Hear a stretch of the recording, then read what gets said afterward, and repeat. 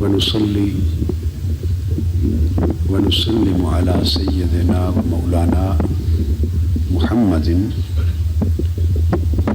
وعلى آله وصحبه وبارك وسلم. محمد النبي الأمين المكين الحنين الكريم الرؤوف الرحيم. أما بعد، فأعوذ بالله من الشيطان الرجيم. بسم الله الرحمن الرحيم. اهدنا الصراط المستقيم. صدق الله مولانا العظيم. محترم علماء کرام، فضلاء اعظام، مہمانان گرامی قدر، معززین اوسلو و ناروے، پاکستانی کمیونٹی کے مختلف شعبہ زندگی کے باوقار اور باتمکنت نمائندگان، خواتین و حضرات اور عزیزان گرامی قدر، اللہ رب العزت کا شکر ہے جس کی توفیق نے آج ہمیں یہ حال عطا کیا ہے، اور حقیقت یہی ہے کہ حال ملتا بھی اللہ کی توفیق سے ہے. اگر اس کی توفیق نہ ہو تو قال ہی قال رہتا ہے، حال نصیب نہیں ہوتا.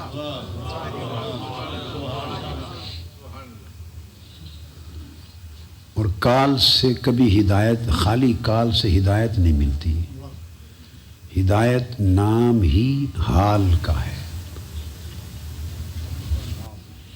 اور یہ حال، یہ ہدایت، یہ رہنمائی، یہ نور، یہ روشنی، یہ رشد، یہ خیر، یہ بھلائی، یہ نیکی، یہ حسن، یہ جمال، خیر کے سارے نام جتنے بھی ہیں، یہ ساری کی ساری کرنیں ہیں اور عکس ہیں صرف مصطفیٰ کے صلی اللہ علیہ وآلہ وسلم.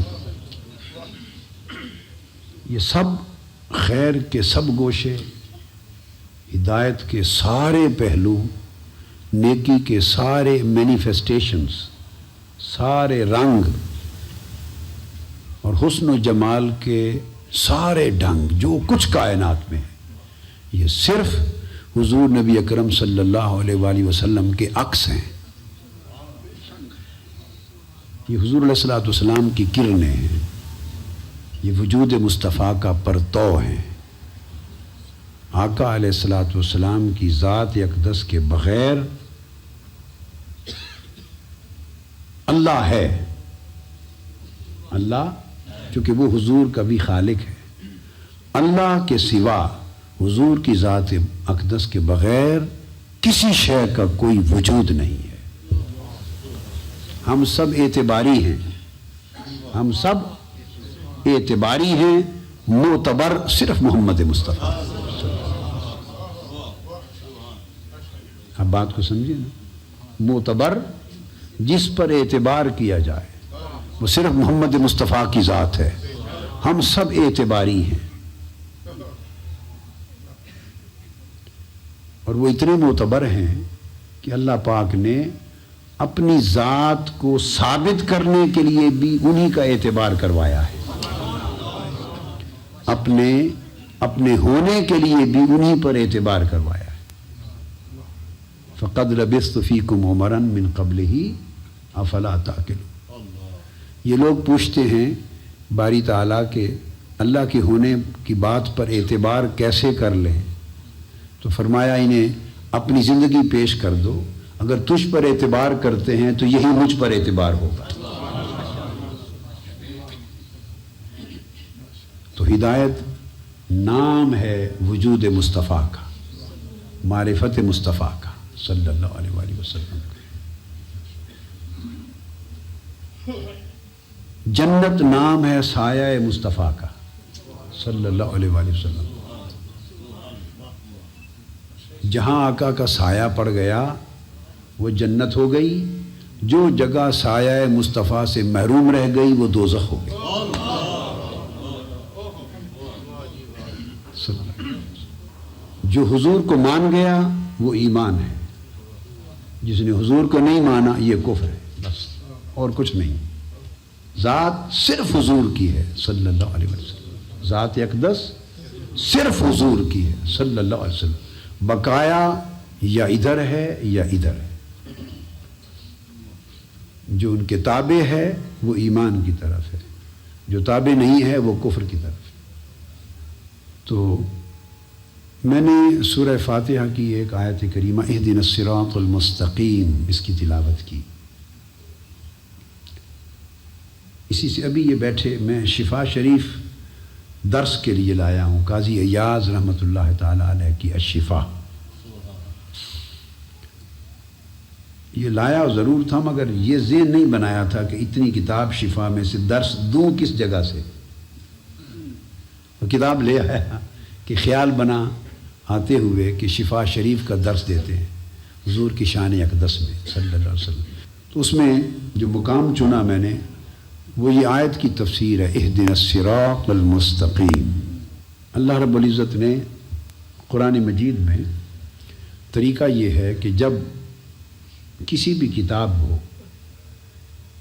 حدیث کی کتاب ہو اور نیچے تحقیق و تخریج ہو، حدیث کی کتاب ہو اور نیچے اس کا حاشیہ یا اس کی شرح ہو، فقہ کی کتاب ہو، کوئی تفسیر ہو، نحو ہو، لغت ہو، کوئی دنیا کا علم ہو، سائنٹیفک چیز ہو، سائنسز میں سے کسی سبجیکٹ پر ہو، طریقہ یہ ہے، ادب ہو، لٹریچر ہو، طریقہ یہ ہے کہ جب کوئی لفظ مصنف یا مؤلف لکھنے والا، بیان کرنے والا جس کا وہ کلام ہے، جب کوئی لفظ پہلی بار استعمال کرتا ہے تو اس کی تعریف پہلی بار ہی دے دیتا ہے، تاکہ بار بار لفظ استعمال کرنے کے ساتھ ہر بار تعریف نہ دینی پڑے۔ بعد میں اس کی علامتیں چلتی رہتی ہیں، اس کی خصوصیات چلتی ہیں، تفصیلات چلتی ہیں، اس کے شرائط بیان ہوتے ہیں، آداب، اس کی کنڈیشنز، اس کی کوالیفیکیشنز، اس کی ریکوائرمنٹس،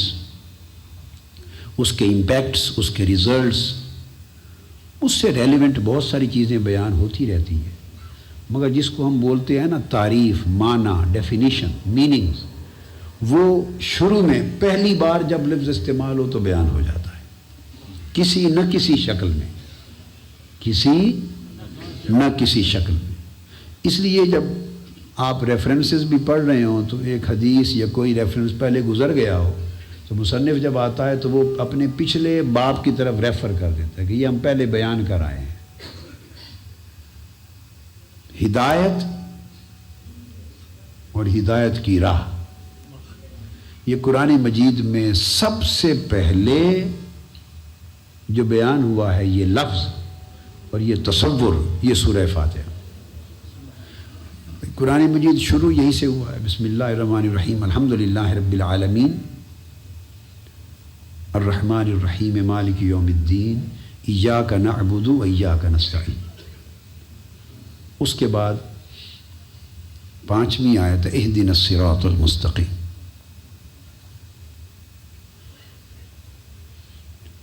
اب یہ جو پہلی بار آ گیا کہ باری تعالیٰ ہمیں صراط مستقیم دکھا دے، ہدایت عطا کر، کس شے کی؟ صراط مستقیم کی، سیدھی راہ دکھا دے، صراط مستقیم دکھا دے۔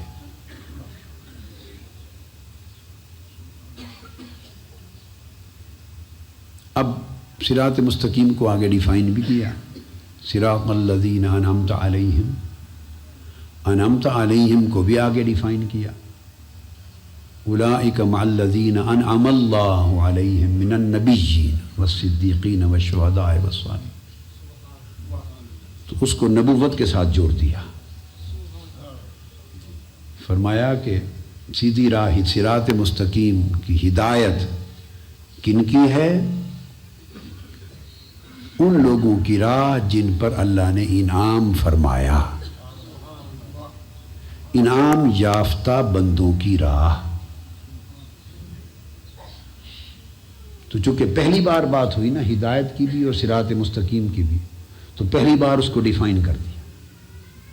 اب اس تعریف کے بعد کسی شخص کی یہ مجال اور اتھارٹی نہیں کہ وہ اس سے اوپر کوئی اور تعریف لا سکے.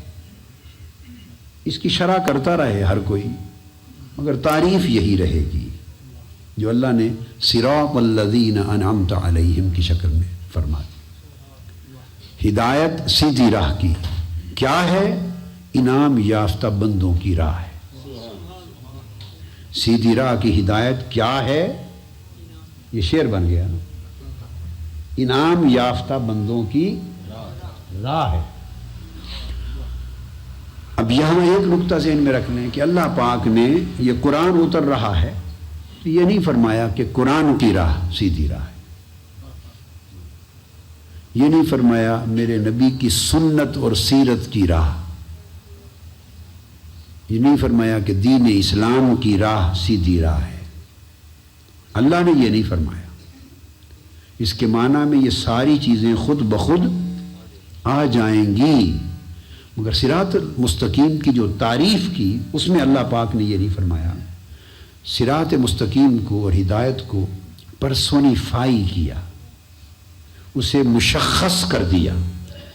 ہدایت کو وحی، کلام، آیتیں، حدیثیں، بیان، تصور نہیں رکھا، اسے محسوس نمونوں کی شکل میں، مشخص نمونوں کی شکل میں متعین کر دیا.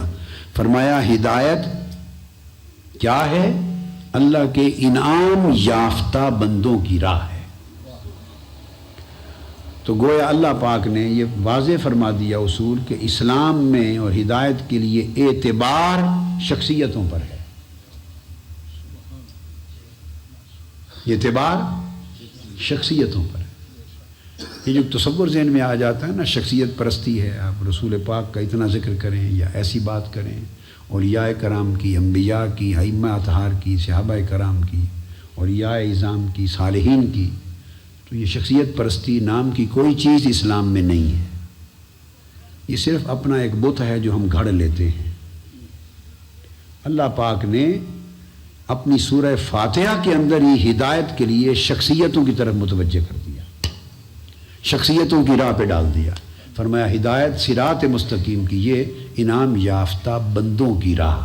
سو ہدایت صراط مستقیم کی لینے کے لیے اب آپ کتابوں کی طرف مت دوڑیں، بندوں کی طرف دوڑیں،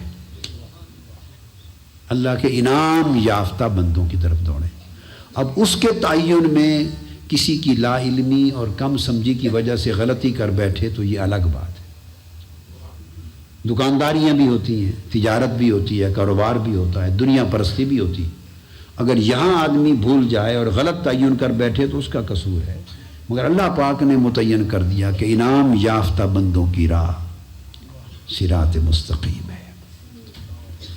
اس لیے امام مسلم نے مقدمہ صحیح مسلم میں فرمایا الاسناد من الدین. یہ جو حدیث ہوتی ہے تو حدیث میں ایک حصہ ہوتا ہے قال رسول اللہ صلی اللہ علیہ وآلہ وسلم کے بعد جو بیان ہوتا ہے کہ حضور علیہ السلام نے کیا فرمایا، کیا فرمایا. مثلا یہی حدیث لے لیں، من ترک الصلاۃ متعمدا فقد کفر، جس نے جان بوجھ کر نماز چھوڑ دی اس نے کفر کیا. اور بین العبد و بین الکفر ترک الصلاۃ، مسلمان اور کافر کے درمیان فرق نماز کا پڑھنا یا نہ پڑھنا ہے. نماز کو اتنی اہمیت دی ہے. یہ جو مضمون ہے یہ حضور علیہ السلام کا بیان ہے، کلام ہے. تو حدیث کا ایک حصہ تو یہ ہوتا ہے کہ حضور علیہ السلام نے یہ فرمایا. ایک حصہ اس سے پہلے ہوتا ہے، اس کو سند کہتے ہیں. امام بخاری نے، مسلم نے، جس نے بھی روایت کی وہ کہتا ہے میں نے فلاں سے سنا، وہ بتاتے ہیں میں نے فلاں سے سنا. یہ نقطہ توجہ طلب ہے. وہ کہتا ہے سمیت عن فلان، وہ کہتا ہے سمیت عن فلان، وہ کہتا ہے روالی فلان، روالی فلان، سمیت عن فلان وہو یقول کذا و کذا.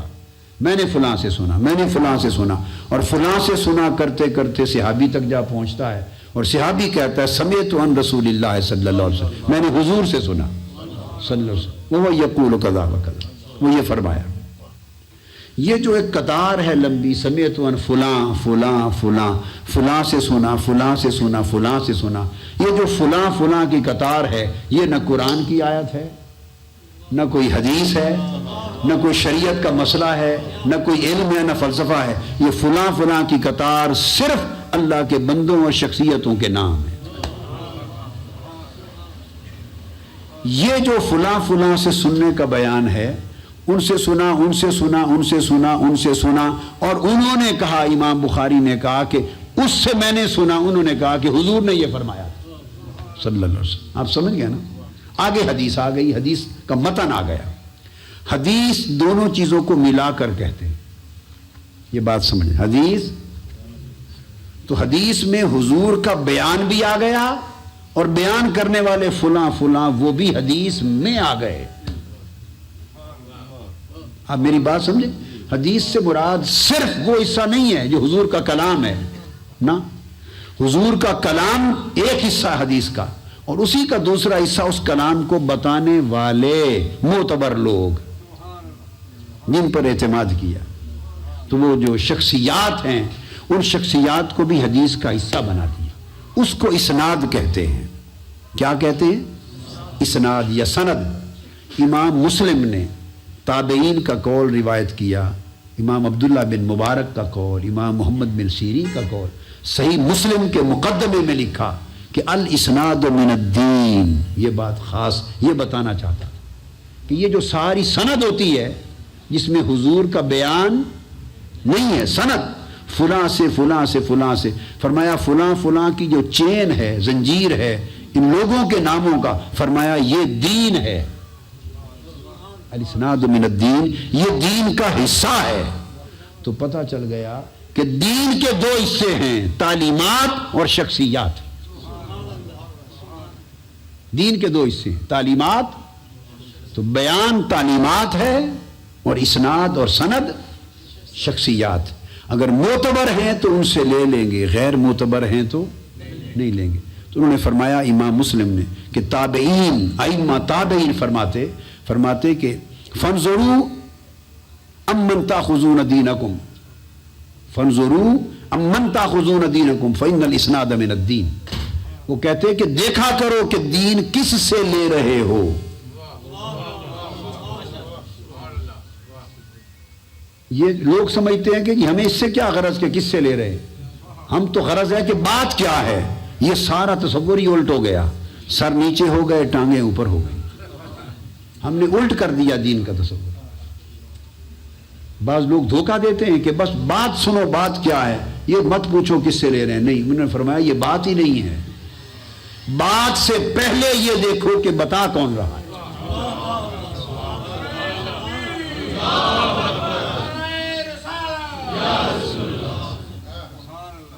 یہ میں نے صحیح مسلم کے مقدمہ کی بات آپ کو بتا دی، باب قائم، انہوں نے اس مقدمہ میں فصل قائم کی اور فرمایا فانظروا امن تاخذون دینکم، سوچا کرو، دیکھا کرو کہ دین کی روایت، دین کی تعلیم، دین کی بات کس سے لے رہے ہو۔ کیوں؟ فإن الاسناد من الدین، یہ جن لوگوں سے لیتے ہیں وہ پورا جو چین ہوتا ہے، سند، وہ دین کا حصہ ہے۔ کہ آیا ان لوگوں سے دین لینا ہے یا نہیں لینا، پہلے یہ تعین کیا جائے کہ ان سے دین کی بات لی جائے۔ بات کو بعد میں دیکھیں گے، پہلے بات سنانے والے کو دیکھیں گے۔ یہ ہے شخصیتوں پر اعتبار، اسی کو اسناد کہتے ہیں۔ تو اب آپ بنیادی نقطہ سمجھ گئے۔ تو جب ہدایت کی بات ہوئی تو اللہ پاک نے اسناد کی طرف ریفر کیا، مضمون کی طرف نہیں۔ فرمایا صراط مستقیم سند ہے، مضمون نہیں ہے۔ مضمون تو سارا قرآن ہے جو آگے آ رہا ہے، تو ورنہ اللہ پاک فرما دیتا کہ صراط مستقیم، ہدایت، سیدھی راہ کی کیا ہے، یہی قرآن جو ہم نے اب شروع کر دیا ہے، جو پورے 30 پاروں کا قرآن پڑھو گے یہی سیدھی راہ ہے۔ نہیں فرمایا، یہ مضمون ہے۔ اور صراط الذین انعمت علیہم، انعام یافتہ بندوں کی لائن، وہ اس مضمون کی سند ہے، اسناد ہے۔ تو فرمایا سیدھی راہ پوچھتے ہو تو وہ مضمون نہیں، وہ سند ہے۔ اس سند میں قرآن مجید نے 4 طبقات بیان کیے، اور پہلا طبقہ اہل نبوت کا، انبیاء۔ تو آپ نے دیکھا کہ صراط مستقیم کو اللہ پاک نے قرآن مجید نے نبوت سے جوڑ دیا۔ انعم اللہ، انعام یافتہ بندے۔ پوچھا باری تعالیٰ پھر وہ کون ہیں تیرے انعام یافتہ بندے جن کی راہ صراط مستقیم ہے؟ اس نے کہا وہ میرے انعام یافتہ بندے میرے نبی ہیں، صدیق ہیں، شہید ہیں، اور صالحین، اولیاء و صالحین ہیں۔ تو 4 طبقات ہیں۔ تو بگننگ کہاں سے کی؟ انبیاء سے۔ تو صراط مستقیم کو نبوت سے جوڑ دیا۔ صراط مستقیم کو کس سے جوڑا؟ نبوت سے جوڑ دیا، کہ یہاں سے پھوٹتا ہے صراط مستقیم کا راستہ۔ صراط مستقیم کا راستہ یہاں سے پھوٹتا ہے، نبیوں کے قدموں سے پھوٹتا ہے۔ اب یہاں تک تو بات قرآن مجید کی ہوئی۔ اب یہی جب آیت پیش ہوئی، سیدنا عبداللہ ابن عباس رضی اللہ تعالیٰ عنہ کی روایت سے آگے حضرت ابو العالیہ جلیل القدر تابعی ہوئے ہیں۔ حضور نے فرمایا 3 لوگوں پر اعتبار کرو، یعنی ابتدا میں صحابہ کا دور، تابعین کا دور، تبع تابعین کا دور، ثلاثۃ قرون۔ پہلا زمانہ صحابہ، اہل بیت پاک اور صحابہ، دوسرا زمانہ پھر تابعین اور اہل بیت پاک، تیسرا زمانہ تبع تابعین، اہل بیت پاک۔ یہ 3 زمانے آ گئے۔ تو ارشاد فرمایا کہ ان پر اعتبار کرو، خیر القرون ہے یہ۔ اب ان کی بات کر رہا ہوں۔ جلیل القدر تابعی حضرت ابو العالیہ، اور جلیل القدر تابعی امام حسن بصری۔ انہوں نے حضرت عبداللہ ابن عباس سے لیا یہ تفسیر، انہوں نے سیدنا مولا علی المرتضیٰ سے لی۔ امام حسن بصری حضرت مولا علی المرتضیٰ کے شاگرد ہیں، اور بھی سینکڑوں صحابہ کے شاگرد ہیں۔ تو دونوں عظیم تابعی، ان سے پوچھا گیا کہ صراط مستقیم کیا ہے؟ جو اللہ پاک نے فرمایا اہدنا الصراط المستقیم۔ جو ابو العالیہ ہیں، ان کا اصل نام ہے رفیع بن مہران الریاحی، ابو العالیہ اور امام حسن بصری۔ تو پوچھا گیا کہ صراط مستقیم کیا ہے؟ انہوں نے فرمایا صراط مستقیم محمد مصطفیٰ ہے۔ تو نیا ترجمہ سن لیا آج آپ نے، نیا ترجمہ سن لیا۔ اہدنا الصراط المستقیم پوچھا، یہ صراط مستقیم سیدھی راہ جو اللہ پاک نے ہمیں سکھائی کہ اس کی ہدایت مانگا کرو، صراط مستقیم کیا ہے؟ اب وہ جو 2 تابعی ہیں، جلیل القدر اور دین کا ایک معتد بے حصہ انہی سے مروی ہے، اتنے اونچے لوگ ہیں یہ۔ تو ان کو یہ آیت انعم اللہ علیہم من النبیین کی نہیں آتی ہوگی؟ میری بات سمجھے؟ ان کو یہ آیتیں نہیں آتی ہوں گی کہ صراط مستقیم کیا ہے؟ وہ تو ہر چیز ان کے سینے میں تھی، اس کا نچوڑ بتا رہے ہیں۔ کیا بتا رہے ہیں؟ نچوڑ اور مغز بتا رہے ہیں پورے بیان کا۔ تو پوچھا صراط مستقیم کیا ہے؟ فرمایا محمد مصطفیٰ کا نام صراط مستقیم صلی اللہ علیہ وآلہ وسلم۔ تو صراط مستقیم حضور علیہ السلام کی ذات کو قرار دیا گیا۔ تو اس لیے میں نے کہا کہ حضور کی ذات ہی ہدایت ہے، حضور کی ذات ہی ہادی ہے، حضور کی ذات ہی مہدی ہے، حضور کی ذات ہی صراط ہے، حضور کی ذات ہی مستقیم ہے، حضور کی ذات ہی استقامت ہے، اور حضور کی ذات ہی کرامت ہے۔ یہ اس کے مختلف پرتو ہیں، مختلف کرنیں ہیں، مختلف جھلکیں ہیں۔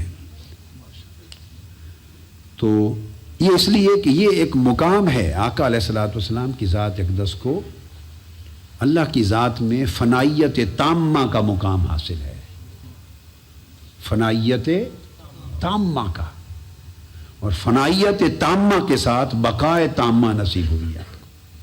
آپ کو اللہ کی ذات کے ساتھ بقائے تام نصیب ہے۔ اس لیے حکم دین کا یہ ہے، حکم دین کا یہ ہے کہ جب ذات کی بات کرو تو اللہ کی ذات اور ہے اور مصطفیٰ صلی اللہ علیہ وآلہ وسلم کی ذات اور ہے، چونکہ اللہ خالق ہے، حضور کی ذات اقدس مخلوق ہے، وہ مالک ہے، حضور مملوک ہیں، وہ معبود ہے، حضور عبد ہیں، وہ مرسل ہے، حضور اس کے رسول ہیں، وہ دینے والا ہے، حضور لینے والے ہیں، وہ بنانے والا ہے اور سنوارنے والا ہے، حضور بننے اور سنورنے والے ہیں، وہ کمال دینے والا ہے، وہ مکمل ہے، حضور اس کے بنائے ہوئے مکمل ہیں، وہ مکمل کرنے والا ہے، حضور مکمل ہونے والے ہیں۔ آپ سمجھ گئے نا؟ تو سب کچھ جو حضور کی آپ تعریف کرتے ہیں وہ حضور کی نہیں ہوتی، وہ اللہ کی ہوتی ہے، وہ بیمار کی ہوتی ہے۔ اس لیے رسالت کی تعریف توحید کی تعریف کہلاتی ہے۔ چونکہ آقا علیہ الصلوۃ والسلام کو اللہ پاک نے یہ مقام عطا کیا، یہ مقام، اس وجہ سے حضور علیہ الصلوۃ والسلام کی ذات کو اور آپ کے ذکر کو، آپ کے بیان کو، آپ کے تذکرے کو، آپ کے ذکر کو اللہ نے اپنا ہی ذکر قرار دے دیا۔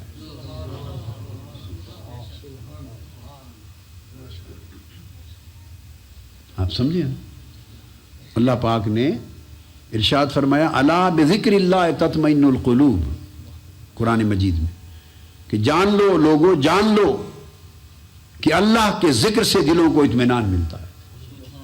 حضرت مجاہد عظیم الشان تابعی اور حضرت عبداللہ ابن عباس کے شاگرد، ان کی روایت سے، اور عبداللہ ابن عباس وہ صحابی ہیں جن کو حضور علیہ السلام نے فرمایا ترجمان القرآن ہے،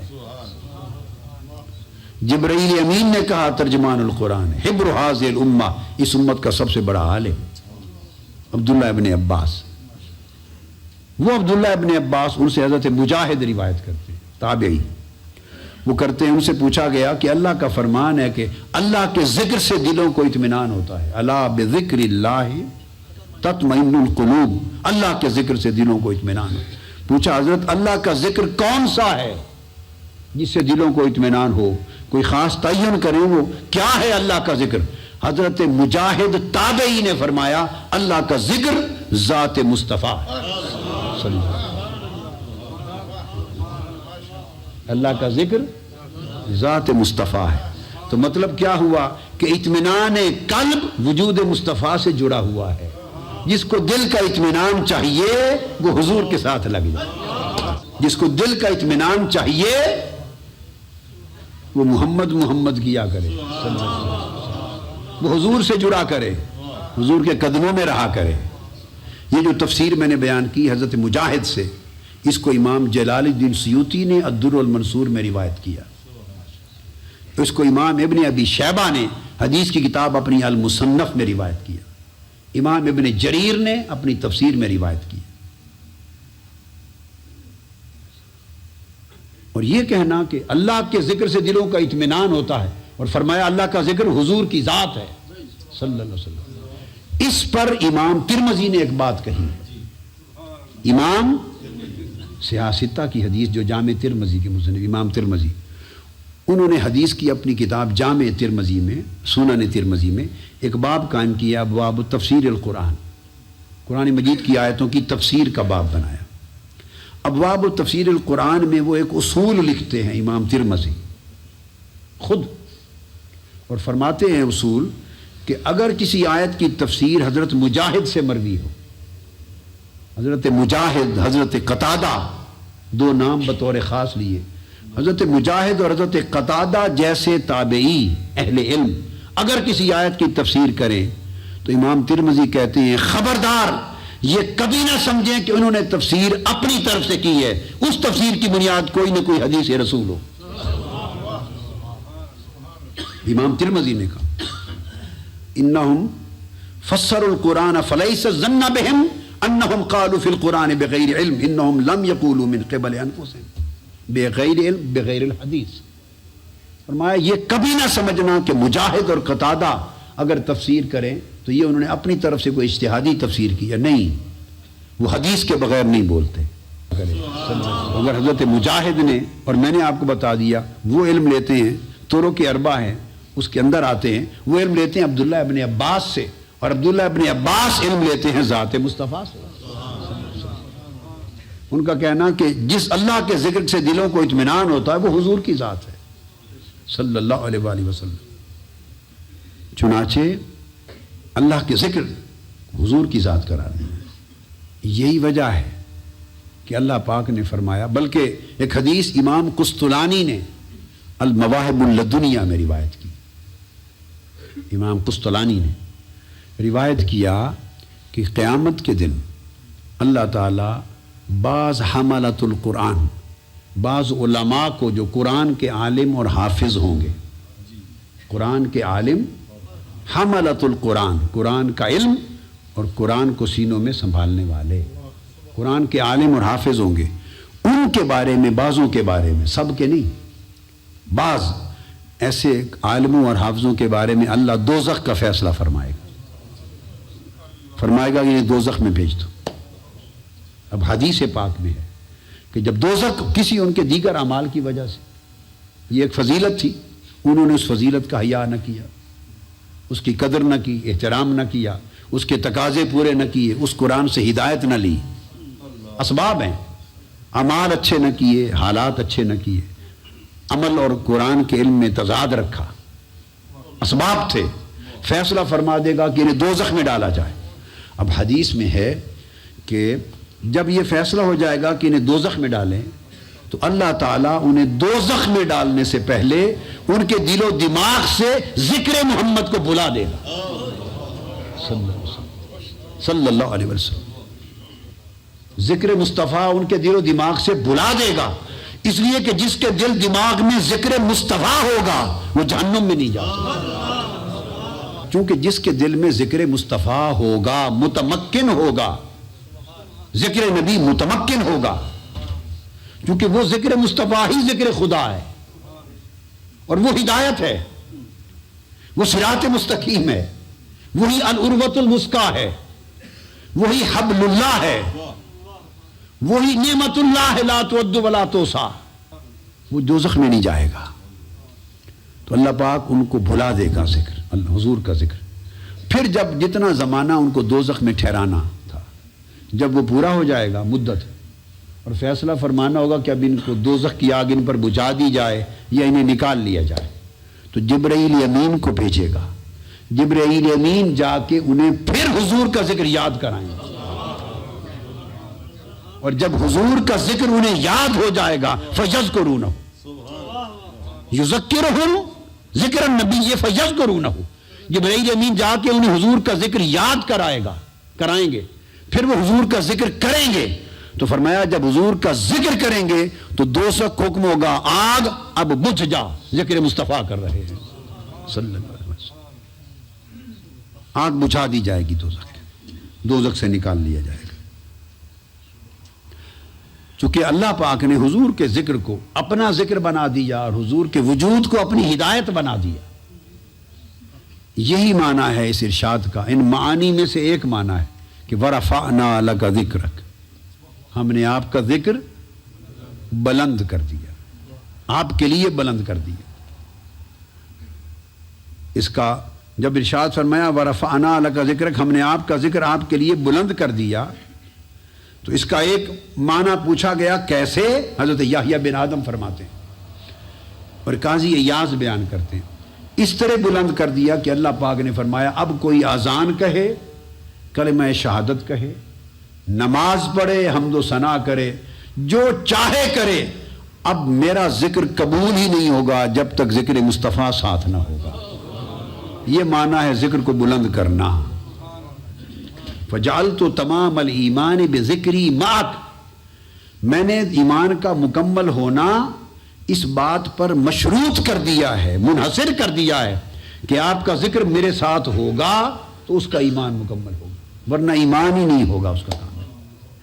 ایک دوسرا معنی اس کا ارشاد فرمایا جبرائیل امین سے، مروی ہے وہ، ارشاد فرمایا دوسرا معنی کہ اللہ پاک نے ذکر بلند کرنے کا معنی فرمایا ہے میرے حبیب، اس کا معنی اذا ذکرت ذکرت معی، اس کا معنی یہ ہے کہ اب جہاں بھی اور جب بھی میرا ذکر کیا جائے آپ کا ذکر ساتھ کیا جائے، اب آپ کا ذکر میرے ذکر سے جدا نہیں ہو سکتا. یہ ہے آپ کے ذکر کو بلند کرنے کا معنی. اب آپ کہیں یہ کیسے ممکن ہے کہ اس کے ذکر حضور حبیب کے ذکر کو تو اپنے ذکر سے جدا نہ کرے مگر حضور کی ذات کو اپنی ذات سے جدا کرے؟ ایسا نہیں ہوتا. اگر حضور کا ذکر اللہ کے ذکر کے ساتھ مقرون ہے، جڑ گیا ہے، تو حضور کی ذات بھی اللہ کی ذات کے ساتھ مقرون ہے. وہ خالق کی شان میں، یہ مخلوق کی شان میں. اب اس کا ایک تیسرا معنی جو اصل میں بیان کرنا چاہتا تھا، دو تو میں نے اختصاراً بیان کیے، اصل تیسرا معنی جس کو سیدنا امام جعفر الصادق نے بیان کیا، یہ معنی اہل بیت ہے. اور گھر کی بات گھر والوں سے بہتر کوئی نہیں جانتا. وہ حضور کے شہزادے اور امام حسین کے پوتے لاڈلے امام زین العابدین کے اس گھر سے ملنے والی بات سے بہتر حضور کی رفعت ذکر کے معنی کو اور کون جانے. سیدنا امام جعفر الصادق نے بیان کیا اور اس کو امام ابن عطا نے بھی بیان کیا. دوسرے چینل، دوسرے علم کے دوسرے طریق سے بھی آئی. وہ کیا معنی اس کا؟ فرمایا جعلتک ذکرا من ذکری فمن ذکرک ذکرنی. اس کا معنی یہ ہے کہ اے حبیب صلی اللہ علیہ وسلم جعلتک ذکرا من ذکری، میں نے آپ کے ذکر کو اپنا ہی ذکر بنا دیا ہے. پہلے تھا کہ جب میرا ذکر ہو آپ کا ذکر ساتھ کیا جائے تو ذکر الگ الگ رہے. ساتھ ساتھ ہونے کا مطلب کیا ہوتا ہے؟ ہیں الگ مگر ہیں ساتھ. میری بات آپ سمجھے؟ تشخص، آئیڈینٹی، اینٹیٹی، وجود، ایگزسٹنس الگ ہے مگر ہیں کمبائنڈ، ساتھ ساتھ، ٹوگیدر. وہ پہلا معنی تھا کہ جب میرا ذکر ہو آپ کا ذکر ساتھ ہو، ورنہ ایمان ہی نہیں ہوگا. اب جو امام جعفر الصادق نے بیان کیا وہ معنی یہ ہے کہ جعلتو کا ذکر من ذکری. اب ساتھ کی بات ختم ہو گئی، ساتھ کی بات نہیں. فرمایا آپ کے ذکر کو میں نے اپنا ہی ذکر بنا دیا ہے. فمن ذکرک ذکرنی، بس اب جو آپ کا ذکر کر لے اس نے میرا ذکر کر لیا. اب جو آپ کا ذکر کر لے، بولیے، اس نے میرا ذکر کر لیا. فمن ذکرک ذکرنی، جس نے آپ کا ذکر کر دیا اسی میں میرا ذکر بھی ہو گیا، اسی میں میرا ذکر بھی ہو گیا. اب یہاں ایک نکتہ ہے، توجہ طلب. یہ یکجہت بات کی ہے، ایک سمت سے، دوسری سمت سے نہیں کی. یہ فرمایا فمن ذکرک ذکرنی، حبیب جو آپ کا ذکر کرے اس نے میرا ذکر خود بخود کر لیا. بات یہ کہی ہے، یوں نہیں کہا من ذکرنی فمن ذکرنی ذکرک، کہ جو میرا ذکر کرے اس نے خود بخود آپ کا ذکر کر لیا. یہ نہیں فرمایا، یہ نہیں فرمایا کہ جو میرا ذکر کرے تو خود بخود آپ کا ذکر ہو گیا. نہیں، یہ نہیں فرمایا، بلکہ فرمایا جو آپ کا ذکر کرے اس میں میرا ذکر بھی ہو گیا. سو جو خالی میرا ذکر کرے گا وہ صرف میرا ذکر ہوگا، جو خالی میرا نام لے گا وہ صرف میرا ذکر ہوگا، اور جو صرف میرا ذکر ہوگا وہ ایمان سے خالی ہوگا. جعلت تمام الایمان بذکر، جو صرف میرا نام لے گا وہ خالی میرا ذکر ہوگا، اور جو خالی میرا ذکر کرے گا وہ نہ مقبول ہوگا نہ ایمان ہوگا. میں تب قبول کروں گا ذکر کے ساتھ تیرا ذکر ہوگا. سو جو میرا ذکر کرے گا تنہا وہ تیرا ذکر نہیں بن سکتا اور نہ میرا بن سکتا ہے. جب اللہ نے قبول نہیں کیا تو اللہ کا ذکر کیا ہوا؟ میری بات، جو قبول نہیں ہوا وہ ذکر ہی نہ ہوا. تو بات یہ ہوئی کہ جس نے صرف اللہ کا ذکر کیا تو وہ نہ حضور کا ذکر ہوا نہ خدا کا ذکر ہوا. اب اس بات کو پوری سمجھ گئے نا؟ اب دوسری سمت کہا کہ جو اس کے برعکس جو آپ کا ذکر کرے ذکرنی، اس میں میرا ذکر بھی ہو گیا. سو ذکر مصطفیٰ ذکر خدا ہے مگر ذکر خدا ذکر مصطفیٰ نہیں، وہ خالق کا ذکر ہے. وہ اس لیے کہ اللہ نے حضور کی مظہریت نہیں ہے، وہ بنانے والا ہے، خالق معبود ہے، حضور عبد ہے۔ اللہ میں حضور کی شان اور مظہریت نہیں ہے، حضور میں اللہ کی شان، اللہ کی مظہریت کی شان مراد حضور میں ہے، کیونکہ حضور کو اس نے بنایا ہے، اور جو بناتا ہے وہ اس کو اپنا رنگ دیتا ہے، اور بننے والا اپنا رنگ بنانے والے پہ نہیں چڑھاتا۔ آپ سمجھے نا، جو بنتا ہے وہ بنانے والے کو تو نہیں نہ رنگتا، رنگتا کون ہے اور رنگا کون جاتا ہے؟ رنگنے والا ہے بنانے والا، رنگا جاتا ہے جس کو بنایا۔ تو حضور کو اللہ نے بنایا، حضور نے اللہ کو نہیں بنایا، اس لیے جو اللہ کا ذکر کرے وہ صرف اللہ کا ہوگا اور قبول نہیں ہوگا، جو حضور کا ذکر کرے وہ ذکر مصطفیٰ بھی ہے، ذکر خدا بھی ہے۔ فمن ذکرک ذکرنی، تو پہلے معیت ذکر تھی، یہاں عینیت ذکر ہو گئی کہ ذکر ایک ہو گئے، ذکر ایک ہو گئے۔ اس لیے تو قاعدہ کی کلیہ کی بات ذہن میں یہ رکھ لیں کہ حضور کا ذکر جب بھی ہو، جس طور سے ہو، جس رنگ میں ہو، جس زبان سے ہو، حضور کا ذکر، اس پر اللہ کا کوئی قدغن پہرا پابندی نہیں، کیونکہ وہ اس کا اپنا ذکر ہے، وہ اس کا اپنا ذکر ہے، اس کا، اس لیے اس نے اپنی نماز کے لیے وقت بھی مقرر کر رکھے ہیں۔ یہ فجر ہے، سورج چڑھ گیا تو قضا، کیونکہ اس کی نماز ہے نا۔ اپنی عبادت کے لیے وقت ادا اور قضا بھی ہے، یہ ظہر ہے، یہ ادا ہے، یہاں قضا ہے، عصر ہے، یہاں ادا ہے، یہاں قضا ہے، مغرب ہے، عشاء ہے، ادا ہے، قضا ہے، روزے اس کی عبادت اور ذکر ہیں، ادا ہے، قضا ہے، یہ ایک مہینہ ہے، آگے 11 مہینوں میں رمضان نہیں بنا سکتے۔ حج اس کا ذکر اور اس کی عبادت ہے، سال کا ایک دن ہے، عرفات ہے، ایک جگہ ہے، آگے پیچھے نہیں ہے۔ جہاں اس کا اپنا ذکر و عبادت آئے اس پر پابندیاں ہیں، اس پر پابندیاں ہیں، وقت بھی ہے، ادا بھی ہے، قضا بھی ہے۔ جہاں ذکر مصطفیٰ آئے، ان اللہ و ملائکتہ یصلون علی النبی، جہاں درود مصطفیٰ آئے، سلام مصطفیٰ آئے، ذکر مصطفیٰ آئے، نعت مصطفیٰ آئے، اس کا نہ کوئی قضا نہیں، وہ ہمیشہ ہر وقت ادا ہی ادا ہے، ہر وقت ادا ہے، ہر جگہ ادا ہے، ہر رنگ میں ادا ہے، ہر زبان میں ادا ہے۔ اس پر پابندیاں نہیں لگائیں، وہ اس لیے نہیں لگائیں پابندیاں کہ وہ حضور کا جس طرح جس رنگ میں بھی ذکر ہوگا وہ حضور کا بھی ہوگا اور وہ اللہ کا بھی ذکر ہوگا، کہ اللہ تعالیٰ نے حضور علیہ الصلوۃ والسلام کے ذکر کو اپنا ذکر بنایا۔ اور آخری بات یہ کی کہ جو اقم الصلاۃ لذکری، نماز میرے ذکر کے لیے قائم کرو، اللہ کی عبادت اس کا ذکر ہی ہوتی ہے، اس میں جو خالصتاً اس کی عبادت اور محض اللہ کا ذکر ہے، اس کے لیے اس نے وقت کی، زمانے کی، جگہ کی، اوقات کی، ادا کی، قضا کی کوئی قید پابندی نہیں، اپنے کے لیے رکھی ہے، اپنے لیے رکھی، سب پابندیاں رکھی، حیت کی، زمان کی، وقت کی بھی، جگہ کی بھی، شکل کی بھی، کہ نماز آپ نے کھڑے ہو کے پڑھنی ہے، بیٹھ کے پڑھنی ہے، رکوع کرنا ہے، سجود کرنا ہے، ہر چیز، ہر تمام شرائط رکھی، مگر حضور علیہ الصلوۃ والسلام کے ذکر کے لیے ایسی شکلیں معین مقرر نہیں کی، نہ کوئی شکل مقرر کی، نہ وقت مقرر کیا، نہ کھڑا ہونا بیٹھنا مقرر کیا، نہ اونچا آہستہ مقرر کیا، نہ ادا قضا کا فرق، وہ مطلق ہر وقت جب چاہیں کریں۔ اب اس میں جو آخری بات میں کہنا چاہتا ہوں وہ یہ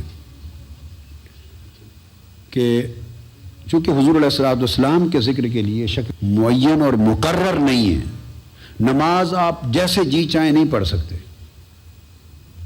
اردو میں پڑھنا چاہیں نہیں پڑھ سکتے، فرض نماز ہے بیٹھ کے پڑھنا چاہیں، مریض نہیں صحت مند ہے نہیں پڑھ سکتے،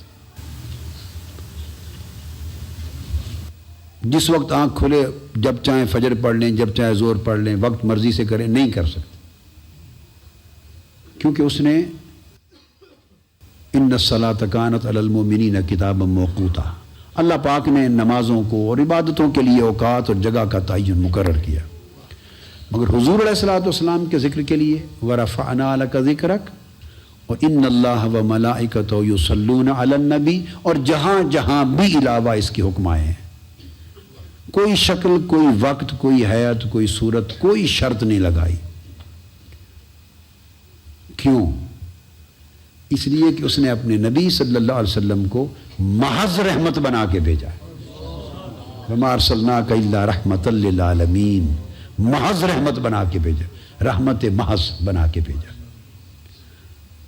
اور رحمت ہمیشہ نرمی، رفق، شفقت، آسانی کا تقاضا کرتی ہے، لہذا نبی کے ذکر میں اس رحمت کی خوبی یہ رکھی ہے کہ جس طرح، جب، جس شکل میں کوئی جس کا جی چاہے پڑھ سکے کر لے۔